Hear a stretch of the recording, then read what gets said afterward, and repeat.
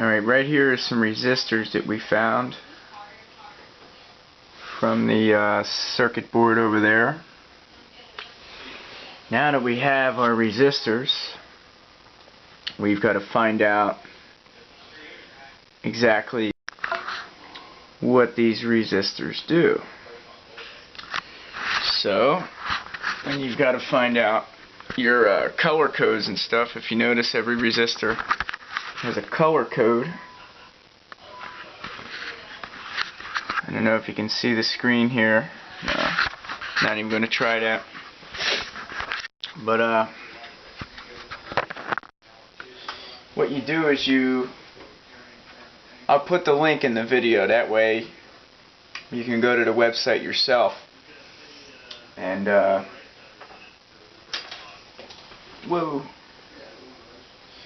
figure out exactly what these things do. Every resistor has a color code. Now, one way I always start out is remember that the gold, a lot of them have gold on the end, a gold color. That's usually resistors have a gold color at the end, depending on what they're used for. But it seems that every one of the ones that I have a gold color at the end. So it's easy to tell like where to start. But right here is the website I'm going to put the link to in the video. See here at the end, gold. At the end you'll notice that there's only brown, red, gold, and silver. The last color code can only be one of these 4 or 5 colors, however many are there. And you'll know the front here, at the beginning, there's more colors. So it's easier to calculate. This one here this resistor, as you see, begins with a blue color. Then after the blue, it looks like there's a gray, a red, and then finally we have the gold color. And as you see here on the website, I've already typed that in: blue, gray, red, and gold. And then we come up with 6.8 K. I guess the K means 1,000. Usually that's what K means. 6.8 K ohms. I'm not sure what the 5% means, but I made a record of that in my computer anyway here. I wrote down my inventory of all my resistors so I don't have to keep going back and wondering what I have. I'm going to write down all the information about my microchips here, since I don't know, I seem to have a bad memory and I'll forget exactly what I got, like the transistors, and I don't know if you can see that or not, but you know, I'll forget what I'm doing a lot of times. So it helps if you make a record in your computer of what you have, and then you go by the color codes, like on the not transistors, the resistors here. And some stuff I'm not really sure exactly what it is.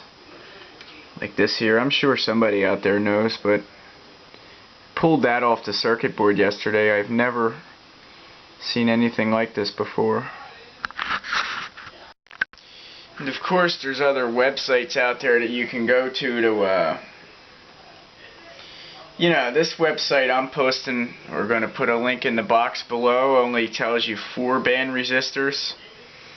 A 4-band resistor, I'll give you an example. These resistors here are all 4-band resistors. What that means is that there's 4 different colors. 1, 2, 3, and 4. And by the way, you might want to solder a jumper onto some of the ends. I don't know if you can see that or not,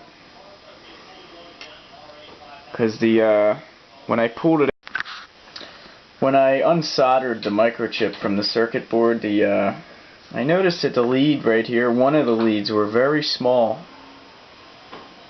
And I don't know, since I'm not using the circuit board anymore, I figured I would take one of those jumpers you see there just sweat the leads from behind and then attach, or solder I should say, the jumper to the end of that lead. That way you got more room to work with, because soldering microchips with really short leads, sometimes it's easier to get burned. And getting burned by a soldering iron is not fun, because the second your skin touches it, it melts. So yeah.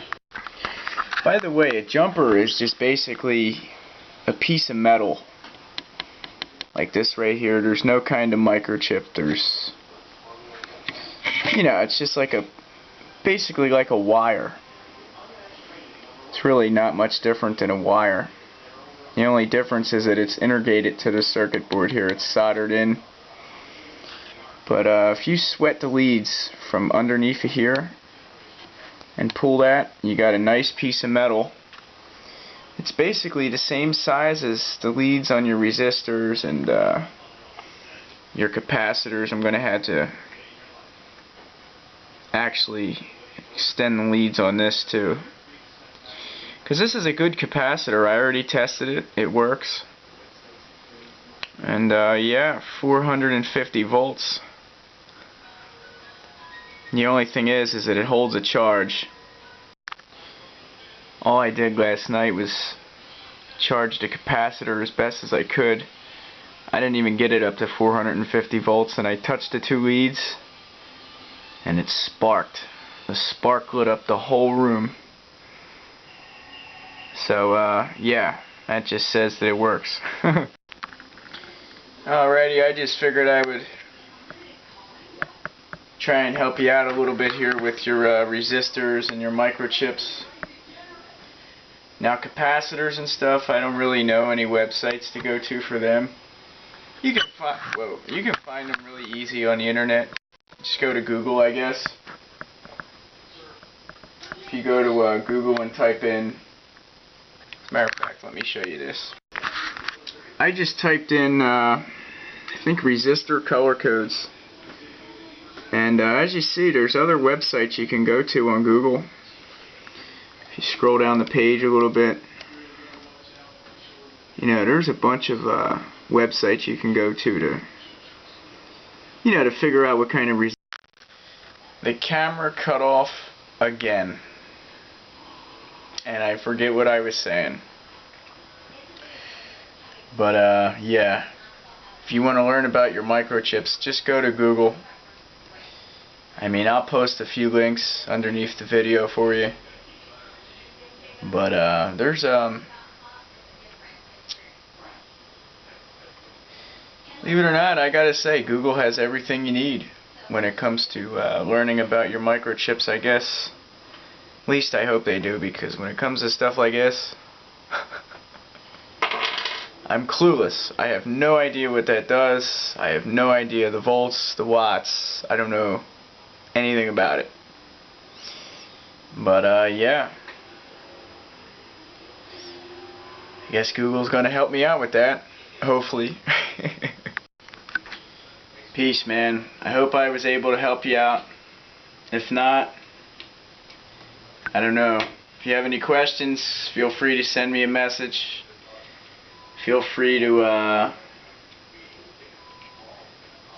write a comment if you want. Just don't be rude, because I'm not being rude to you. And yeah. Peace.